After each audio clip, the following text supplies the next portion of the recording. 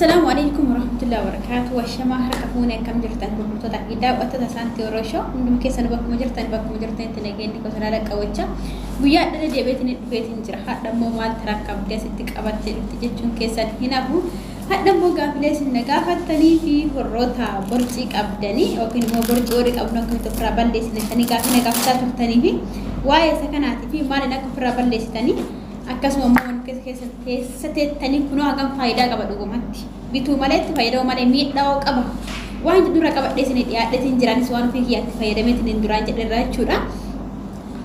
Warra dhuftan ana dhufa ganagaan dhuftan chaayinaala kana warra haaraa taatan laayikii sabiskiraayib koomentii yaada keessan dagatinaan isin jedhedhu isin jaladha isin kabaja warra na wajjin turtan immoo iddoo takkanaaf galatooma isin jedha hordoftoota kiyya akkasuma mootuyyuu walumaa galatti gaaflee isin gaafatanii برتي مال نقرأ بالليسنا ميدا وورتيون ودلك ورنا نجت ورتني أنس دورنا كم كيسان كنا تركتشان توري قارو مرة بينقلن هاجا وكنا كمرة كنا كل لا رح تشوف قارن كيا وجون تندرام باي باينة تيجرن تادو أمر الحمد لله كل تبعي تنجري تشوفه إذا كان سفايدة من توري قارو إني كنا كم تكنا فايدة كم تكنا ميد الرتي وارس بيه قبضان وانت بيجي يراوا بدر راسني تيمون بربادا تكو فرتي إذا كان بيتين فايدة من Dhugaa rabbi dubbachuu fi inni kun garuu faayidaa hin qaba garuu miidhaa waa lama qaba tokkoffaa lapheen kiyya amana dhukkuba akkanatti wantaa jedhu xiqqoosi lapheen baay'ina dhukkuba jechuudha baabbiin isaas waxxaree jismii kiyya hunda waan qabuuf laphee kiyya kana si tonnee jedhe inni lammaffaa immoo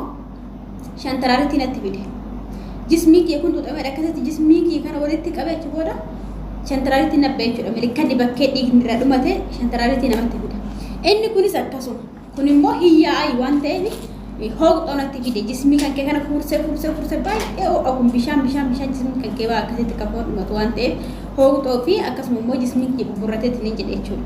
Kana miidhaa qaba malee furdinaan qannasaa irratti borcii sirriitti balleessa jechuudha. Dhugaa dubbachuu wayyaa borcii hin balleessa haga tokko hin balleessa. Kun faanta sirriitti balleessa garuu isin miidha baay'ee isin miidha dhugaa rabbi lapheen kee hanga ammaatti na dhukkubaana. Ishi isa kan fayyadamneetti ni dhufurraa balleessina ree wanta nullee hin miine waan garaa keenya kan nyaannee balleessinu. Yookiin wanta garaa keenyatti erga fayyadamnellee garaa keenya keessatti rakkinni nutti finne isa kamii warreettanii fi isa kana jechuudha. Isa kanan fayyadamtanii inni kun buna shaayii dhallee shaayii buna kun akkuma shaayiitti fayyadamtan inni kun immoo shaayii fi hundi isaa of keessaa qaba biqiloota ta'eetiin jechuudha danfistanii fayyadamtan. Yeroo baay'ee namoonni hedduun nuuskaffii fayyadaman warroonni barsiisanis nuuskaffii fayyadamaa jedhaniitidha kan nama barsiisan.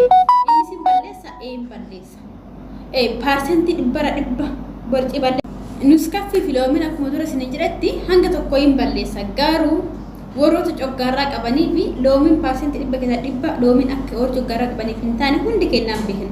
Kanaafuu coggaarraatti loomiin rakkoo isin fiduu danda'a nuuskaffiin buna shaayii aannan isitti dabaltanii fayyadamuu dandeessanii jechuudha. Asumaani shaayii kanaa fi bunni kun kanaa wal addummaa qaba. Nuuskaffisan osoo hin taane isuma qofa danfistanii sila diyaa yookiin immoo suuqii kam keessa yoo deemtan argachuu dandeessanii jechuudha. Suuqii kan keessattuu argama achi keessatti bitattanii itti fayyadamuu dandeettu. Yoo danfistanii akkuma bunaatti itti fayyadamtanii qarshii Dubaayin keessatti fakkeenyaaf qarshii 40 dirhama 40 jechuudha. Shaayinis edduunis akkasuma bakka argattanii bitadhaatti akkuma shaayiitti akkuma bunaatti dhugdanii itti fayyadamtu jechuudha. Dhugaa parsentii dhibba keessaa dhibba nana mana isinirraa akka balleessu gorti waan ofii kiyyaatti fayyadamee ofirraa balleessan. Suuraa kiyya kan duraan osoo amma isin maxxansee ana jechuun dandeessan jechuudha. Ana ammaa kana laaltanii suuraa kiyya kan duraatiin ana jechuun dandeessan. Hedduutu akkana fayyadameetiin hin jira jechuudha. Alhamdulillah jara kanneenis namni malee ittis fayyadameera garuu furma bu'aa isaatirra miidhaa waan caaleef jecha yeroo qalalitti irraa gabaabbadhee itti dhiise jechuudha. Kanaafuu isa san fayyadamuun irraa fatinaadha. Isa san fayyadama bunaa kanaa fi akkasuma immoo shaayii kanaa fi jara kanneen sadiinu irra caalatti kan bunaa kana argattan yoo dhabdan kan shaayii kana kanneen sadii walitti bitadhaatii garba garatti itti fayyadaman isiniin jedha. Yeroo ammaa kana fa'aa keessattuu dubartiin yeroo mudhiinisi akkasitti bareedeetiin jedheedha malee kan namni nama jaalatu ofumaa yoo nama jibbisiisa borcii jechuun dhugaa eenyummaa keessa balleessa jechuudha. Yoon jedhu qaamni kan kee yoo uffatu sitti hin tolu yoo nama wajjin gabbaatu sitti hin tolu maaliif jismiin kan kee hunda guuteedha akka nama ilmoo garaa qabutti keessattuu nuti warra biyya ormaa jiru kun ruuza fayyadamna. Ruuzni wanta akka isaa qaama namaa balleessu diizaayinii namaa balleessu hin jiru jechuudha. Maaliif borcee garaagaraa namatti baasaa, gogiinsa garaa namatti fidaa, wantoota hedduu namatti fiduu danda'a. Inni kun garuu kan shaayii kun kan buna ammaa kana yoo dhugdanii gogiinsa garaatillee asumatti qoricha maaliif jennaan shinti beektii akka deemtaniif mana sagaraa akka deemtaniif isineenuu jedha waan ta'eef jechuudha. Mana sagaraa yeroodhaan akka isin deemtan waan isin taasisuu fi isin fayyadaa dhugaa rabbii warri borcii qabdan irraa fayyadamaa ittis fayyadamaa hiriyoota keessaniifis qooda kan waan jedhaa ulfaadhaa galatoomaa warroonni gaafii qabdan koomentii irratti barreessaa yaada keessan isinii deebisuudhaaf qophiidha. Gaafilee qabdan gaafachuu dandeessuun isinin jedha. Chaayinaalii kana horaa taatan immoo maatii ta'a. Akka wanti haaraan guyyaa ragalatti bira ga'utti akkasuma dibataaleen garaagaraa warroonni barbaaddanii keessattuu kan mataa akkasuma kan fuula kamtu fuula keenya ta'a. Warroonni dhibee simbiraatiin illee obboleettiin koo tokko na gaafattee turte gaafii inshaallah siif hin deebisa. Yoo rabbi jedheetiin jedhee kumsuutaan gaafii keessan deebisaa deemaan ta'eef siif hin deebisan jedha obboleettii kiyya.